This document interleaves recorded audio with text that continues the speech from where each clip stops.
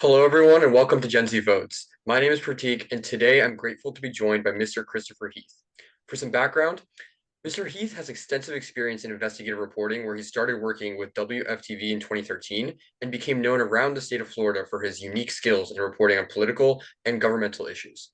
In addition to this experience in media, he's a professor and lecturer at the University of Central Florida. He has also recently begun a new position in the Orange County Supervisor of Elections office as the new Public Information Officer. Thank you so much for the opportunity for me to get to talk to you. I'm so grateful you're here today. How are you doing? Thanks. Yeah, thanks for having me. Of course. So just to start, can you tell us about your background, where you're from, what were you interested in growing up, what was your educational path like, what led you to working in the press and media, and most importantly, who are you? It's a lot to pack in. I got my start way back when I was in high school. I grew up in Dallas, Fort Worth, kind of on the Fort Worth side, and we were the Dragons. That was our mascot, and our we had a local we had like a closed circuit TV thing inside the school, and they did a newscast called KDGN News, K Dragon News, and I was a part of that because I thought it would be fun. And this is during the 1996 presidential election. And at the time, Bill Clinton was running for re-election. And so he was coming to Fort Worth for a rally. And we put in for press credentials, figuring there's no way the White House is going to clear this little old TV, not even a TV station, from this high school for press credentials. They did. Somebody dropped the ball somewhere and they cleared us for press credentials. So I got to go cover the president of the United States. And when I say I mean, it was me and 50 or 60 other media crammed onto a couple of risers. But, here we are with our little VHS camera. We didn't even have the right microphones. It was, I mean, we were well out of our depth, but we were there. And I think for me, that started kind of, this is what I wanted. So I went from there. I went to the University of North Texas, got my degree in broadcast journalism. And I think about a week after I graduated from college, I started at my first TV station in Sherman, Texas, up on the Red River. I worked there for a while, went to Waco, Texas, was there for a while. While in Waco, I covered mainly Fort Hood, which is home to about 50,000 members of the United States Army. And while I was there, I got the opportunity to spend about 2 months or so in Iraq with the 4th Infantry Division in 2006 as a war correspondent, and came back from that, took a job in San Antonio working for a TV station, kind of meandered my way from there to Ohio, and then landed in Florida in 2013. I started January 2nd of 2013 in Florida as a political/investigative reporter. I did that job for a while, and then I became the head of the entire division, the entire investigative division, still doing reporting and stuff, but also now leading and kind of teaching younger reporters. Along the way, I picked up my master's in digital marketing from the University of Northern Illinois University. Finished that out. I was kind of searching for something, and I got a call one day, and they're like, "Do you want to teach out at UCF, the University of Central Florida?" And I was like, "Sure. What do you got?" And they were like, "How about media law?" And I was like, "Done." I've always loved the law. I've got a background in media, and I've taught it now two going on 3 semesters, and it's a blast. I teach about 200 or so students every semester, and it's a lot of fun. So doing that, and as you mentioned, yeah, recently transitioned to being head of public information for the Orange County Supervisor of Elections. So I think that's very brief. Somewhere in there, I got married. We have 2 kids, 2 dogs. I mean, we'll tack all that on there at the end, just in case my wife watches this. She'll be like, I did mention you. So yeah, somewhere along the way, I got married. We had 2 kids, and Sure. we currently have 2 dogs. So yeah, in a nutshell, Right. that's it. Yeah. So I think it's safe to say, out of all those experiences, I would call you a master in communication. And so, as someone who's so involved with communicating and his jobs work around being able to properly communicate in tough situations, how would you say you've dealt and sort of learned along physically in like in situations where you experience maybe physical animosity, or even just the way in which you're reporting on something where it's difficult to try to get what you want and it's kind of a hostile environment? How have you tried to figure out and navigate through those spaces? So I think I'll kind of take this in 2 parts. One part is know your subject matter, and this was true all of my years as a reporter. It's true now when I'm fielding questions from people about what's going on in the Supervisor of Elections office or with the upcoming election. It's also true when I'm standing in front of my class out at UCF. Know your material. Know what you're about to talk about. That'll help you exude confidence because you know what you're talking about, but it'll also prepare you for the unknown. The question that you might not have thought of, but you can work your way through it. It also gives you the ability to kind of, think on your feet. So really knowing your material, knowing what you're talking about, being kind of that subject matter expert. In a reporter's life, you're often a subject matter expert for a day and then you move on to the next story, you know? And so, but you've got to learn very quick and you've got to get well versed in it. And the other is get used to talking to people. And, I'm going to sound like an old man here, but we see so many people who are on their, cell phones now, and you can order food on your phone, you can find a date on your phone, you can do all this. And I think that there's something that gets lost with being able to have, that one-on-one conversation with somebody, and you can, just being able to look them in the eye during an interview. You can read facial expressions, body language. It tells you so much. And I've always found when I'm interviewing somebody, especially like a difficult interview, you start to pick up on those cues. Are they fidgeting? Can they not make eye contact with you when they're saying one part? It's not that it's like an interrogation, but more, this human interaction that we all, I think, naturally are used to. And so again, I think the both of those, knowing what you're doing, but then also being able to talk to people is a huge part of it. Yeah, and those are definitely some important life skills, just generally outside of communicative spaces. So yeah. One thing I wanted to touch up on you talked about was your current position, like we were talking about. So you've had all these experiences, but could you just in terms of like elections and everything you're doing right now in the supervisor's office, could you touch up on a little bit on that and just explain? I know it's a relatively new position for you, but what does a day in the life look like, I guess? So, I mean, it's the elections office. So as we get close to an election, things really start to ramp up, both what the activity within the office, but also the questions we're getting. And it's, my job to kind of be that facilitator between what the office is doing and what the public is asking to know or needs to know, kind of both of those. And the public is everyone from candidates to the general public to reporters.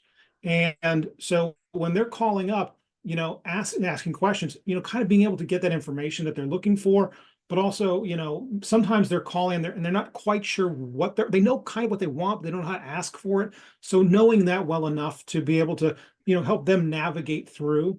An average day for me is, in the office around 8:30 or so.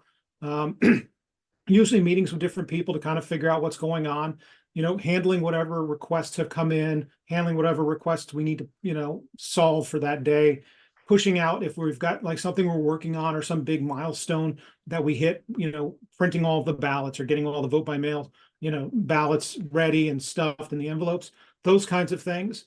That's all, what I will be working on. And then, whatever pops up, it's like kind of, it's a lot like being a reporter. Some days you just don't know what you're going to get.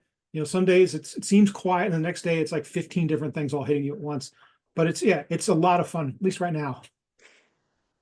Um, yeah, so let's talk a little bit about the press, media, and law. So in the status quo, I would think and I would assume there's a large degree of ambiguity regarding freedom of speech, the media, and just the general interaction between those. And maybe you disagree or whatever, but we can see, talk about that. So I guess just what is your perspective and what do you think is the most important or like general misconceptions that people, maybe specifically even the youth, do have about those intersections? I think one of the things that always it still to this day bothers me is when people say, "Well, the media," and I'm like, "The media, it's we're not monolithic. It's not like every journalist in America gets up and we all have one big meeting every morning to discuss things. I mean, the media is everything. It's radio, TV, internet. It's bloggers. It's people that have a Substack. It's a cornucopia of sources, and increasingly in what we are now in this digital age, media to you is going to be fundamentally different than media to me, and that's going to be pretty much everyone is going to curate their own version of what the media is. They watch the channels they watch, they follow the people they follow on social media, they subscribe to the newsletters they subscribe to. So, that always kind of rubbed me a little the wrong way was when people are like, oh, well, the media did this. I'm like, you got to really, you can be specific and say, well, this outlet did this. It wasn't the media. That's always been one of those ones. As it relates to the First Amendment, I start my students off in the class, and I think our second or third week is nothing but First Amendment. And we talk about it because so many intersections between our lives, and even if you're not part of the press, our lives in general revolve around those fundamental, rights that are guaranteed in the First Amendment. Your right to peacefully assemble, petition the government, the freedom of the press, freedom of religion, and freedom of speech. But we also talk about the fact that there's always going to be a balancing act, and how the freedom of the press is not absolute. The free press has a lot of freedom, yes, but it's not absolute. In other words, as a journalist, you have the right to do your job, but do you have the right to walk into a crime scene and take pictures? No, you don't, because that's a crime scene. The right of the defendant, assuming there's going to be one, has to be protected. The right of the victim has to be protected. So their rights start to then push against your right as a journalist to cover what's happening. Now, you are given access. One of the things we talk about in my course is, the press has all of the same rights as the general public, but not more, not less, but not more. So we get to go where the public goes. So that's one. And then, I talk to a lot of my students about the freedom of speech and the right to assemble and petition, because again, those are the areas where we start to see, are you allowed to have a protest? Sure. Can you hold that protest at my house? Not if I don't allow you to. It's my private property. So my rights as a property owner for my house trump your rights to protest. But could you protest downtown? Okay. Could you protest downtown, with a bullhorn and a PA system at 3 a.m.? Probably not. People are going to be sleeping and not too happy about that. So we talk about some of those interactions and how we can't view any one right as, in a vacuum in and of itself, that they all have to be weighed against one another. And your rights and my rights all intersect at different places. And we have to understand that there's going to be this push-pull, and there's going to be times when you feel like your rights are being infringed upon. But the reason they're being infringed upon is because if you got what you wanted, it would infringe upon my rights. So we talk a lot about those kinds of things, and understanding that, yeah, it gets complicated because we're a complicated society. Completely understand. So follow up to that, which is that it seems to me there's just be about two cases in which rights can be limited in a sense, or what people would think to be limited. One would be the case in which the invocation of a right by some party would then invoke or encroach upon another party's rights that are constitutionally understood. The second one to me seems to be the case where you give the example of protesting with a big speaker at like 3 a.m., right? That draws a pragmatic disadvantage to society in some case. I think the first example is more clear of when we can't invoke those rights, but in the second case, right, when we talk about, let's say, hate speech, where do we draw the line between something that is within our freedoms to invoke on other people, even if it results in bad consequences, versus something that is too far? For example, protesting at 3 a.m. with loudspeakers waking up an entire city. Yeah, so protesting at 3 a.m. falls under time, place, and manner restrictions. You're allowed to protest, but only between these hours.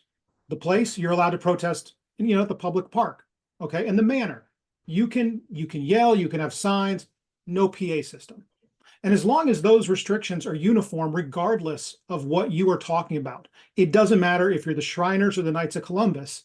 We don't care, but everyone has to follow these guidelines. You're going to be fine. Now, if you start to say, well, these are the guidelines for the Shriners, but when the Knights of Columbus, we're only going to give them from 7 a.m. to 7:30 a.m. Can't do that. So that gets into time, place, and manner, and kind of viewpoint discrimination. More or less, though, when you're talking about some of the other ones where we're talking about, you brought up like hate speech. Hate speech is protected speech. You are allowed to say the most hateful, horrible things you want. They can be racist, xenophobic, you name it, bigoted beyond belief. But it comes with consequences.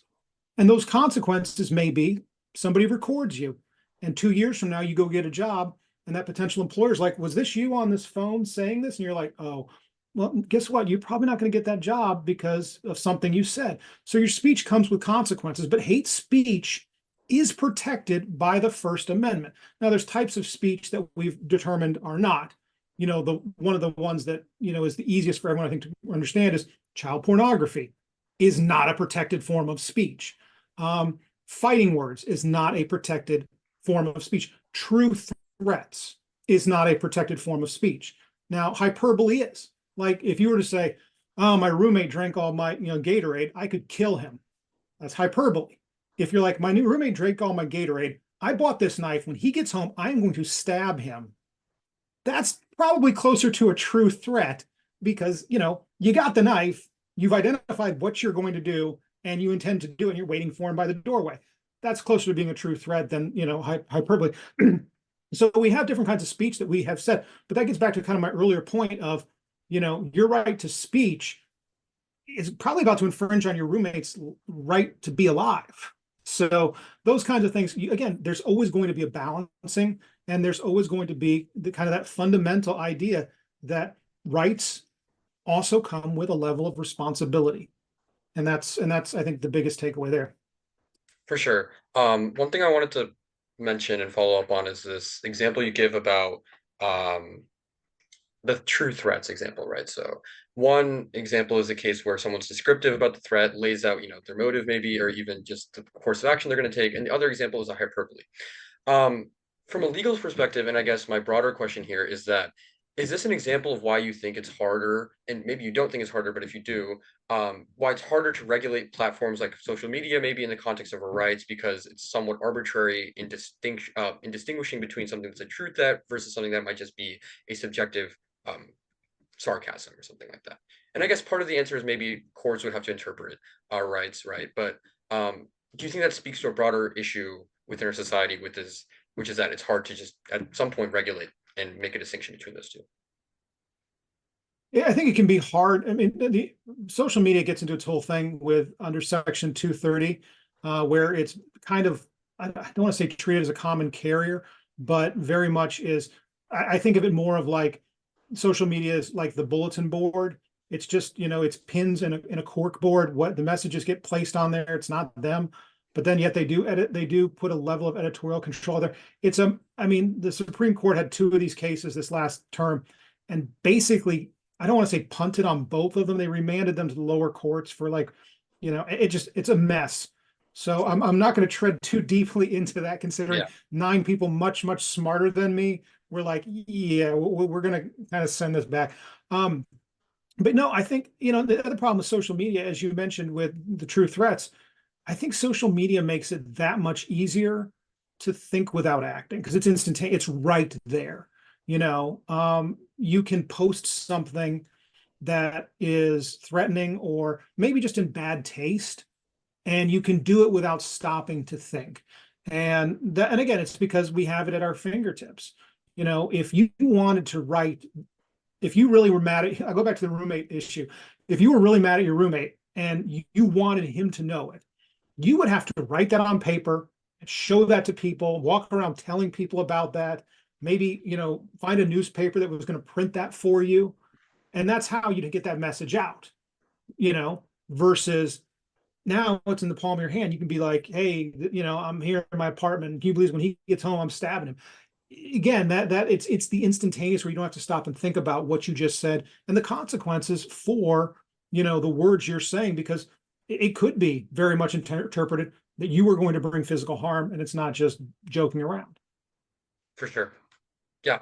So, moving on from just like the legal perspective, I like to talk about the media relation with Gen Z, youth, going into the next election, and just the press.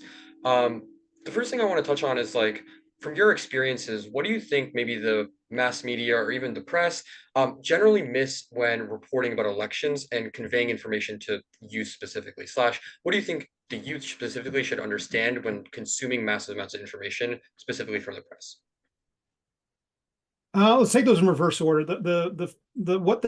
What I think people should understand when taking in information from the press is, um, be curious.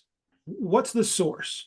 And also maybe raise a red flag if it's an article or a site that you agree with way too much. Challenge your own preconceptions. It's always worth establishing first principles.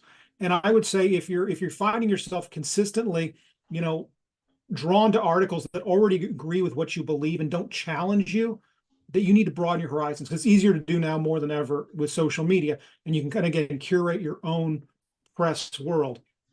The other thing that I would say that the media gets wrong is I think the press focuses, and I'll say we, because I still consider myself part of it, too much on the horse race.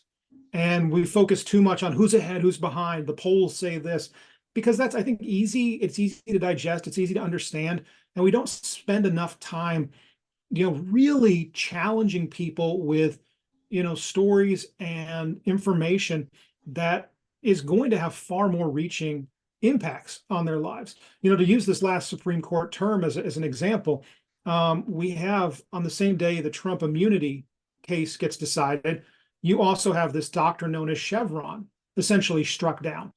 And I could make a very good argument. It would bore anyone watching this to tears that Chevron was far more consequential than Trump immunity for a myriad of reasons. But what do we hear more about? And so I think that tends to be, that focus on the horse race. And the horse race focus then brings it to the fact that we focus on the people know, the president. Whereas, and I've made this argument as long as I can remember, the president's probably in your life, what you're doing day to day has the least impact of all of the elected officials. The president of the United States is not going to fill the pothole in front of your house. He's not going to repair the street light that's broken.